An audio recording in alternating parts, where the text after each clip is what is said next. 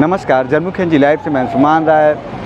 चुनाव जैसे जैसे आगे बढ़ता जा रहा है, अंतिम चरण के लिए राजनीतिक सरगर्मियां अपने शबाब पर पहुंच चुकी हैं। वाराणसी में तो स्थिति और भी दिलचस्प होती जा रही है। पहली बार वाराणसी में प्रधानमंत्री नरेंद्र मोदी को कड़ी चुनौती मिल रही है और विपक्षी दल पहली बार प्रधानमंत्री के खिलाफ मजबूती से लड़ाई लड़ने की कोशिश कर रहे हैं। 2 दिन पहले जहाँ विपक्ष की ओर से प्रियंका गांधी और डिम्पल यादव ने रोड शो किया था, तो आज वाराणसी में प्रधानमंत्री नरेंद्र मोदी के खिलाफ राहुल गांधी और अखिलेश यादव ने बड़ी सभा की।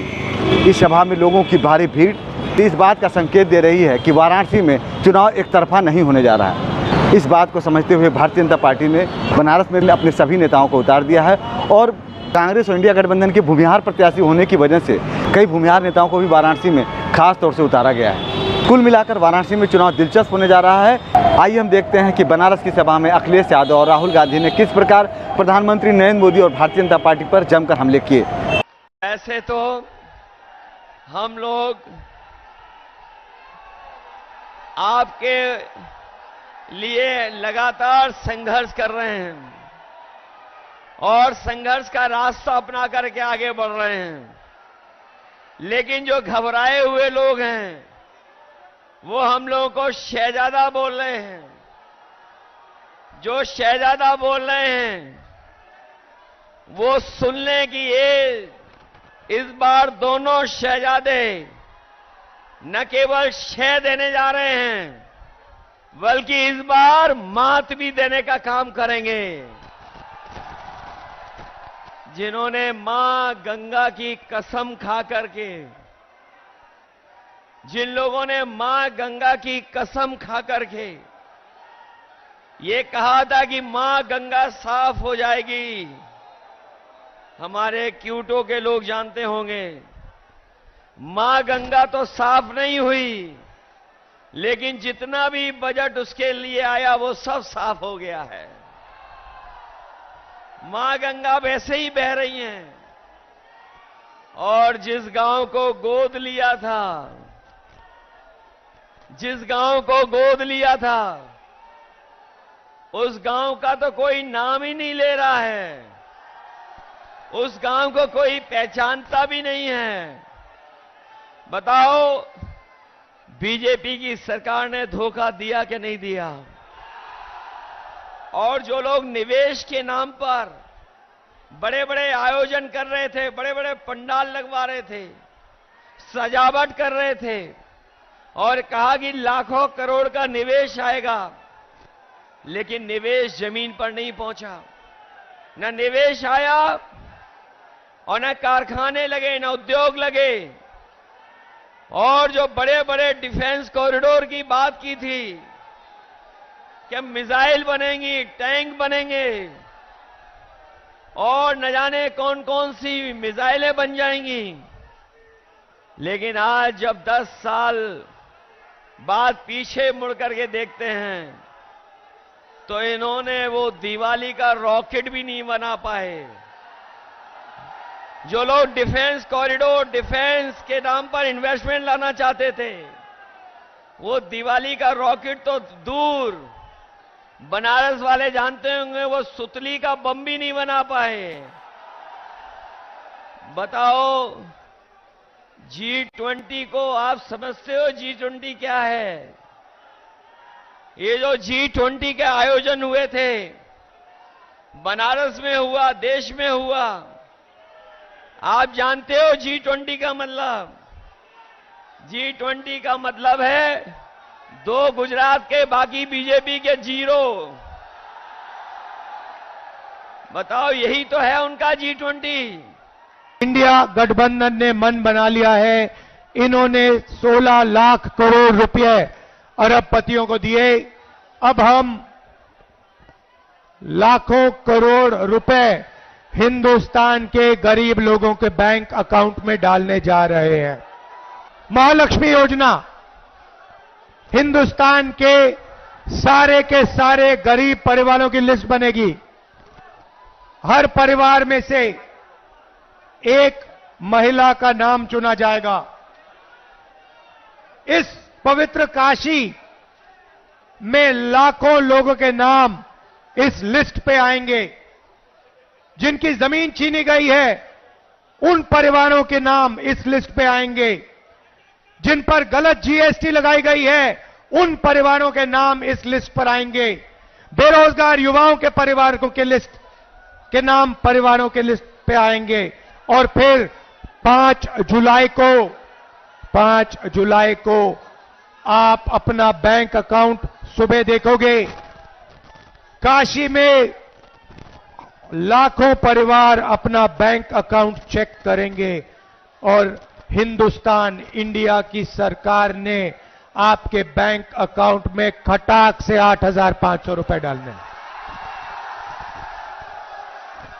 जुलाई में 8,500, अगस्त 8,500, सितंबर 8,500, अक्टूबर, नवंबर, दिसंबर, जनवरी 8,500, खटाखट अंदर। आपको एक बात बताना चाहता हूं, नरेंद्र मोदी जी ने और बीजेपी के लोगों ने जिंदगी की सबसे बड़ी गलती की है। दलित भाइयों, पिछड़े भाइयों, आदिवासी भाइयों और बहनों, नरेंद्र मोदी जी ने और उनके नेताओं ने खुलकर अंबेडकर जी के कॉन्स्टिट्यूशन पर, अंबेडकर जी के संविधान पर आक्रमण किया है। उनके नेताओं ने साफ कह दिया है कि अगर वो चुनाव जीतेंगे तो अंबेडकर जी के कॉन्स्टिट्यूशन को, अंबेडकर जी के संविधान को वो फाड़ के फेंक देंगे। एक नेता ने नहीं कहा, अनेक नेताओं ने कहा है। वो इस किताब को, आपके भविष्य को, आपके दिल के भावनाओं को रद्द करना चाहते हैं, फाड़ के फेंकना चाहते हैं। ये इनकी जिंदगी की सबसे बड़ी गलती है। मैं इनसे कहना चाहता हूं, ये संविधान अंबेडकर जी ने दिया, गांधी जी ने दिया, नेहरू जी ने दिया और हिंदुस्तान की जनता ने, पिछड़ों ने, दलितों ने, आदिवासियों ने, किसानों ने, मजदूरों ने दिया। इस पर आपने आक्रमण किया, ये आपकी जिंदगी की सबसे बड़ी गलती है। मैं काशी की जनता को कहना चाहता हूं, इस संविधान को कोई शक्ति नहीं छू सकती। नरेंद्र मोदी छोड़ो, कोई पैदा नहीं हुआ है दुनिया में जो इसको छू सकता है, इसको फाड़ सकता है। यहां जो किसान हैं, आपकी इन्होंने जमीन छीनी। हम जमीन अधिग्रहण बिल लाए थे, नरेंद्र मोदी ने रद्द किया। हमें धमकाया कि इस बिल के लिए नहीं लड़ो। हम लड़े, मगर तब भी इन्होंने स्टेट लेवल पे इस बिल को रद्द किया। हम आपकी जमीन की रक्षा करेंगे, आपको सही रेट दिलवाएंगे। और काशी के किसानों, आप अच्छी तरह सुन लो, हम आपका कर्जा माफ करने जा रहे हैं। और पहली बार काशी के किसानों को कानूनी मिनिमम सपोर्ट प्राइस मिलने जा रही है। सही दाम मिलेगा आपको, अनाज के लिए, धान के लिए, शुगर केन के लिए, आलू के लिए, जो भी आप उगाते हो उसके लिए आपको मिनिमम सपोर्ट प्राइस कानूनी मिलेगी। भाइयों और बहनों, पहली बार बनारसी साड़ी वालों पर, बनारसी पान बनाने वालों पर जीएसटी लागू की है। हम इनकी जीएसटी को बदलने जा रहे हैं, सरल जीएसटी बनाएंगे, एक जीएसटी होगी। और जो मेहनत करते हैं, जो दलाली नहीं करते हैं, उनके फायदे की जीएसटी होगी। छोटे व्यापारियों की, बनारसी पान बनाने वालों की, बनारसी साड़ी बनाने वालों की जीएसटी हम बना के आपको दे देंगे। मजदूरों को आज मनरेगा में 250 रुपए, जून 4 के बाद 400 रुपए। आंगनवाड़ी आशा महिलाओं को जितनी आमदनी मिलती है उसको हम डबल कर देंगे, उसका दुगना आशा और आंगनवाड़ी की महिलाओं को मिलेगा। कहा जा रहा है, मीडिया में कहा जा रहा है कि अजय राय जी, नरेंद्र मोदी हिंदुस्तान के प्रधानमंत्री से लड़ रहे हैं। अजय राय जी आइए आगे। काशी की जनता, मैं आपको एक बात बताना चाहता हूं, ये लड़ाई गरीबों और अरबपतियों के बीच में लड़ाई है। और अब मैं जो कह रहा हूं, ये अच्छी तरह सुन लीजिए। ये चुनाव अजय राय जी और प्रधानमंत्री को चुनने का चुनाव नहीं है, क्योंकि नरेंद्र मोदी जी प्रधानमंत्री नहीं बन रहे हैं।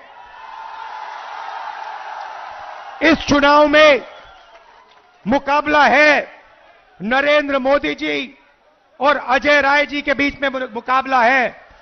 मगर मैं आपको गारंटी कह रहा हूं कि इस देश के प्रधानमंत्री 4 जून को नरेंद्र मोदी जी नहीं होंगे। इसीलिए ये चुनाव प्रधानमंत्री कैंडिडेट और अजय राय के बीच में नहीं है। ये चुनाव सिर्फ नरेंद्र मोदी जी और अजय राय जी के बीच में है।